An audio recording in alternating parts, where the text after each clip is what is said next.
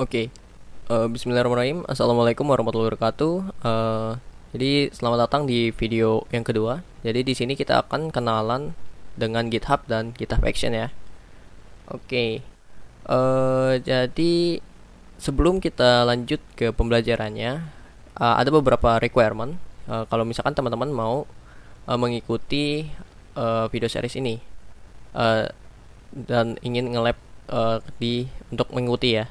Jadi GitHub yang pertama itu GitHub account. Jadi kalau misalkan teman-teman mau ikutin labnya, itu teman-teman harus punya GitHub account. Lalu atau selanjutnya adalah Git experience ya. Jadi kita nggak akan bahas tentang spesifik ke Gitnya, tapi kita akan fokus ke GitHub dan GitHub actionnya untuk overview-nya. Lalu kita akan kenalan dengan GitHub, GitHub Action, dan GitHub Marketplace. Nah, Oke, jadi untuk URL-nya, teman-teman tuh bisa masuk ke github.com ya, https github.com. Nah, kalau misalkan teman-teman udah membuat akun GitHub-nya, nah biasanya di profile akan seperti ini. Oke. Jadi tampilan GitHub seperti ini. Teman-teman juga bisa lihat project-project lainnya gitu di around the world ya. Jadi di seluruh dunia tuh teman-teman bisa explore gitu. Dari mulai project apa ini? Ortholinear USB keyboard made board component. Nah, ini contoh-contoh dari projectnya. Jadi apapun project yang ada yang teman-teman buat, mau itu project kecil, project iseng kah atau apapun, itu bisa di-upload di GitHub ya. Karena sifatnya dia open source gitu. Dari mulai misalkan ada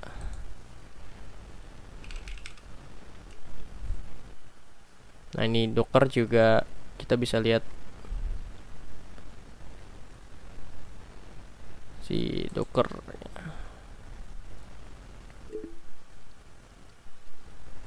Nah, ini contoh dari project-projectnya.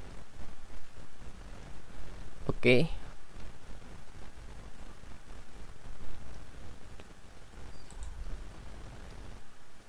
Nah, ini banyak banget dari mulai apa ini? Nah, ini pokoknya random banget di sini. Ini ada Django Bulma juga. Kalau misalkan teman-teman pakai Bulma di Django. Nah, game dev.js, white source. Nah, ini white source juga ada. White source tuh untuk itu ya, untuk code analis, source code analis, kayak gitu. Oke, jadi begini aja sih untuk yang GitHub ya, nggak terlalu beda jauh. Jadi kita coba contoh dari salah satu project saya. Jadi tampilannya kan seperti ini. Nah, ini disebutnya repository ya. Jadi teman-teman bikin account. Nah, ini biasanya akan, kalau kita bikin repository, dia tampilannya kan seperti ini. Jadi teman-teman bisa clone si repository-nya, mau bisa menggunakan SSH ataupun HTTPS ya. Atau teman-teman kalau misalkan sudah explore GitHub lebih jauh, bisa menggunakan GitHub CLI. Oke, kita akan mungkin kita akan demo dulu. Oh ya, di sini kita kenalan dulu nih di panel-panel repository-nya. Jadi di bagian code itu biasanya akan memberikan informasi tentang source code-nya. Lalu di sini itu ada branch. Jadi teman-teman bisa membuat nge-push branch. Teman-teman bisa kasih tag juga. Nah, ini contohnya brand master. Nah, mungkin teman-teman yang harus teman-teman pahami adalah di Git itu adalah branch ya. Jadi oke, kita akan coba cari aja dulu Git branch.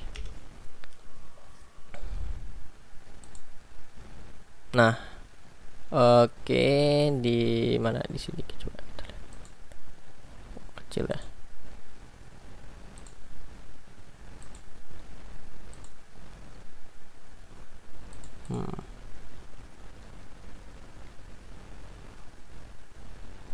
Nah, ini lebih mudah dipahami. Jadi di dalam Git itu ada yang kita sebut branch. Branch itu biasanya simpelnya gini. Branch itu adalah percabangan atau ya percabangan dari project kita. Jadi misalkan teman-teman kerja di suatu project ya. Nah, itu biasanya dia mulai dari master. Nah, misalkan teman-teman ingin menambahkan suatu fitur. Nah, biasanya kita akan ngebuat branch terlebih dahulu sebelum kita langsung kerja di master gitu. Jadi kita bikin branch. Nah, ini your work ya. Jadi teman-teman bikin fitur di sini, tambahin fitur di sini. Itu lalu setelah teman-teman menyelesaikan tugas teman-teman untuk menyelesaikan suatu fitur, nah biasanya dia akan di merge ke brand master gitu. Jadi kalau misalkan orang lain juga mau bikin, itu biasanya nggak langsung ngubah di branch master, tapi bikin dulu branchnya, namanya itu bebas, lalu setelah selesai itu dia akan di merge lagi untuk disatukan gitu. Nah, simple ya. Jadi begini cara kerja si branchnya. Nah, gitu juga di GitHub. Jadi teman-teman misalkan di sini ada Django Dev. Jadi developing untuk si Django application-nya. Nah, dia akan ini ada tulisan default juga untuk di push atau di merge ke masternya. Nah, satu juga ini ada fork ya. Fork itu adalah simpel lagi nih. Kalau misalkan branch itu adalah di internal repository-nya, kalau fork ini adalah eksternal. Jadi dia akan ngeduplikat si repository-nya ke repository teman-teman gitu. Misalkan ini saya punya repository namanya Django Simple Authentication. Nah, kalau misalkan teman-teman fork, itu dia akan ada di repository teman-teman. Tapi project-nya akan project seperti ini gitu. Jadi kalau misalkan teman-teman mau nge-merge project teman-teman yang udah di fork, dia akan melakukan pull request ke si repository awalnya gitu. Atau teman-teman mau ngebuat biasanya istilahnya ya, kayak misalkan Debian, Ubuntu itu adalah fork dari Debian. Nah, itu contohnya ya. Jadi dibikin project baru lagi dari project yang udah ada gitu. Simpelnya gitu untuk fork. Oke, ini contohnya. Nah, untuk di sini ada isu. Nah, ini biasanya isu tracking ya. Jadi misalkan kalau ada, misalkan kita cari contoh yang lebih bagus ya. Ini saya nggak warga bantu warga.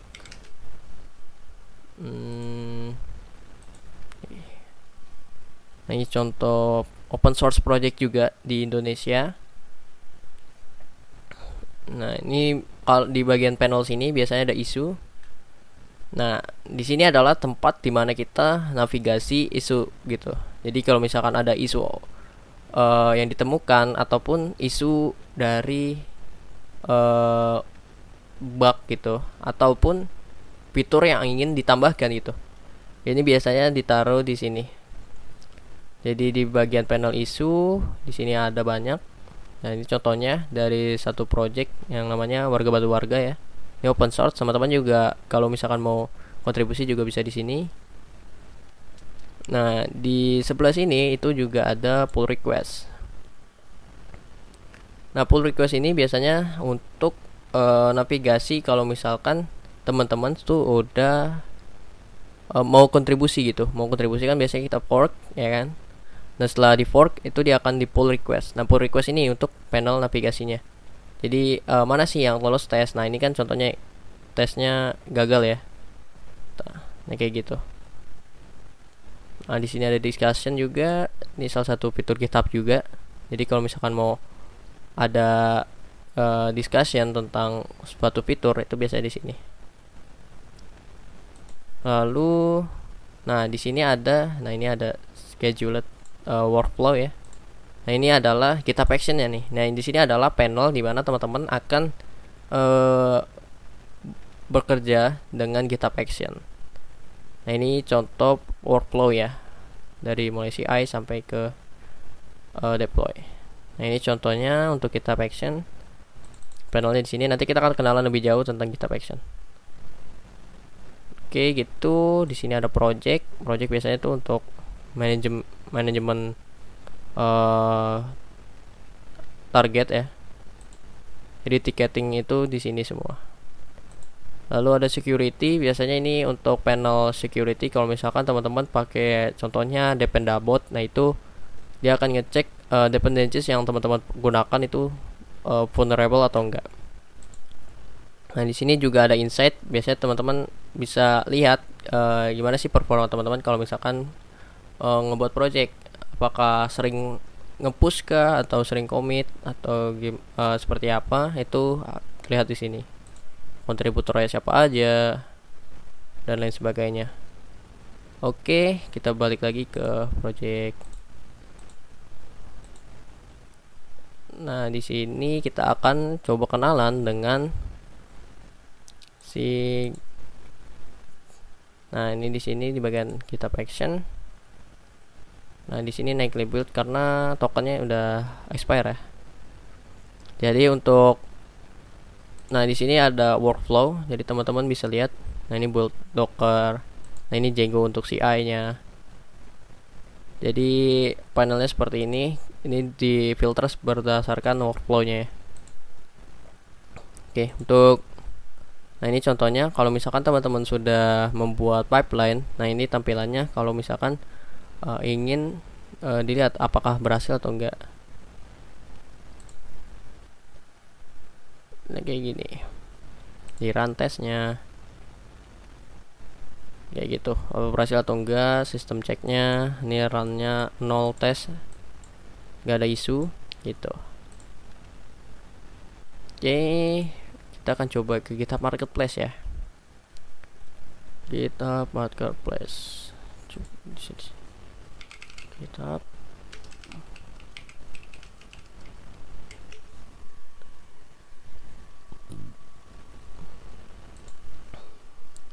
Nah, di GitHub Action ini uniknya adalah kita punya template ya, atau plugin-plugin yang sudah disediakan oleh GitHub. Nah, GitHub ini untuk GitHub Marketplace ini itu nggak hanya dari beberapa vendor aja gitu yang sudah besar gitu, tapi ada beberapa plugin juga, nggak beberapa sih, lebih tepatnya banyak plugin yang dikerjakan secara open source. Jadi teman-teman bisa lihat dari source code-nya itu seperti apa untuk GitHub Action-nya. Nah, di sini banyak banget, dari mulai image spot, ini biasanya untuk optimize image ya. Nah, ini Circle CI, terus Mergify itu banyak banget, teman-teman bisa cari aja ya. Untuk misalkan deployment kita lihat. Nah, di sini ada Azure Pipeline juga, Dropler dan lain sebagainya gitu. Nah, ini untuk monitoring. Nah, ini banyak ya. Jadi, nah ini contohnya pakai Datadog juga bisa. Nah, ini Discord Activity Batch. Nah, gini. Oke, kita akan coba ke action ya. Action. Soalnya kita coba cari SS.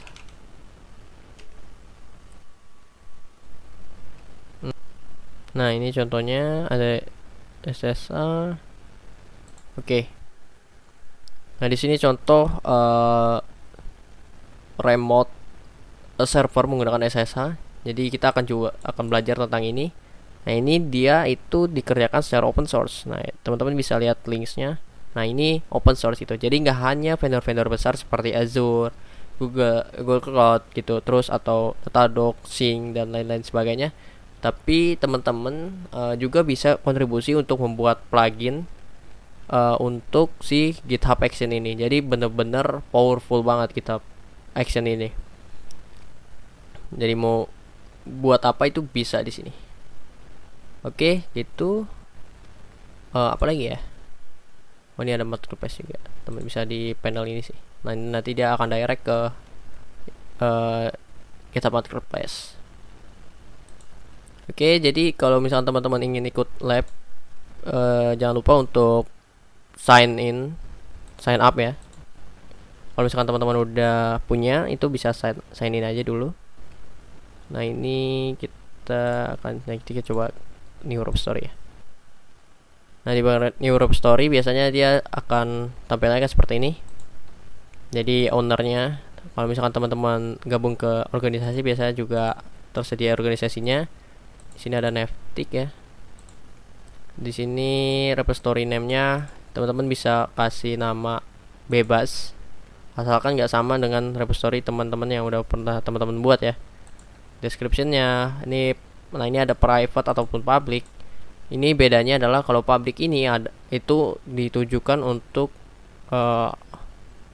public access gitu. Jadi siapapun yang ada di internet itu bisa ngelihat repository-nya. Kalau private itu hanya teman-teman aja yang bisa lihat itu. Nah, di sini ada initialize atau starter ya. Ada readme-nya atau get ignore. Get ignore itu untuk mengignore beberapa file ataupun directory di Git repository gitu. Ada juga license. Nah, ini kalau teman-teman mau ngasih lisensi project teman-teman, nah tentunya ini semuanya itu ya, open source license semua, mulai dari Apache, GNU GPL, MIT dan lain sebagainya. Oke. Seperti itu, nanti tinggal create aja. Jadi mudah banget untuk membuat si repository-nya. Nah, di sini juga teman-teman gak hanya individual aja gitu, tapi bisa untuk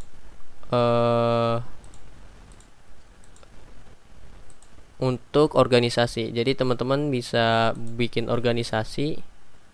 Nah, di sini teman-teman bisa lihat bisa membuat organisasi di mana banyak kontributor yang ada di sananya gitu. Di sini contoh organisasi di mana Naftik ini itu terbuka untuk semua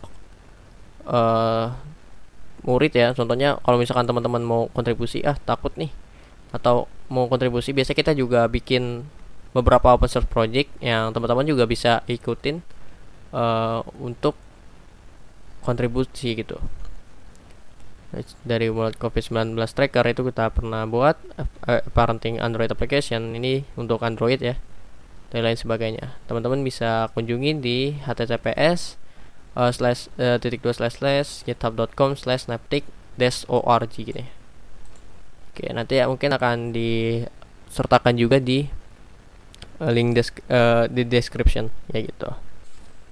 Oke, mungkin gitu aja untuk perkenalan GitHub kita kali ini dan GitHub Action ya. Nah, untuk implementasiannya gimana sih untuk si GitHub Action ini? Nah, itu akan lanjut di